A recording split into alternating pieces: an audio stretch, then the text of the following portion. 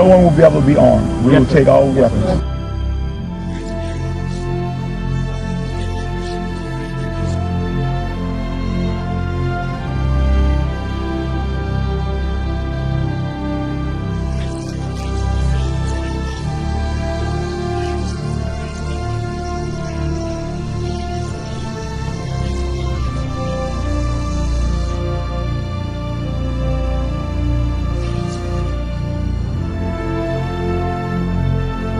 Every service member has an obligation, not just that they can refuse a legal order or an unlawful order. They have an obligation to.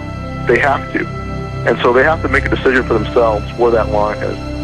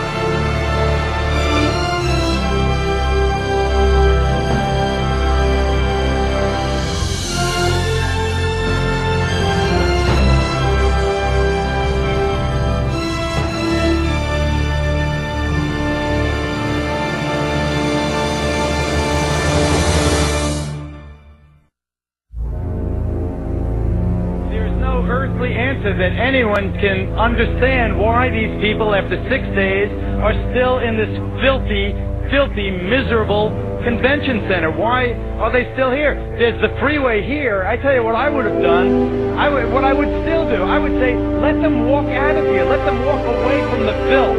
Let them walk away from the devastation. Let them walk away from the dead bodies in here. Let them walk out of there because I'm standing right above that convention center. And what they've done is they've locked them in there. The government said, you go here and you'll get help. Or you go in that Superdome and you'll get help. And they didn't get help.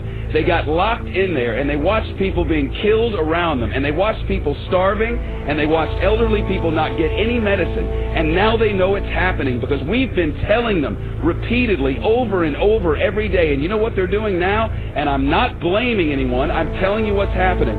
They have set up a checkpoint at the bottom of this bridge. This is the bridge that takes you from New Orleans over into Gretna, from Orleans Parish into Jefferson's Parish. It's the only way out. It's the connection to the rest of the world. And they've set up a checkpoint, and anyone who walks up out of that city now is turned around. You are not allowed to go to Gretna, Louisiana from New Orleans, Louisiana. Over there, there's hope. Over there, there's electricity. Over there, there's food and water. But you cannot go from there to there. I think the government will not allow you to do it. It's a fact. I don't know, man. Let them walk out of here. Let them walk the hell out of here. Let them get on that interstate and walk out. We had Walmart deliver 3 trucks of water, trailer trucks of water. FEMA turned them back. They said we didn't need them. This was a week ago. FEMA, we had 1,000 gallons of diesel fuel on a Coast Guard vessel docked in my parish. The Coast Guard said, come get the fuel right away. When we got there with our trucks, they got a word. FEMA says, don't give you the fuel. Yesterday, FEMA comes in and cuts all of our emergency communication lines. They cut them without notice.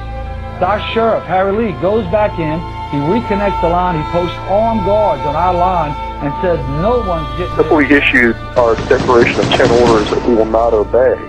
And what those are designed to do is to get the troops thinking ahead of time about where the line in the sand is in advance. And that's what we're hearing in feedback from people in National Guard units is that in Katrina, that's kind of what happened, is the police and the military there, the National Guardsmen, were caught off guard and really hadn't thought about it in advance. Walking up and down these streets, you don't want to think about the stuff that you're going to have to do.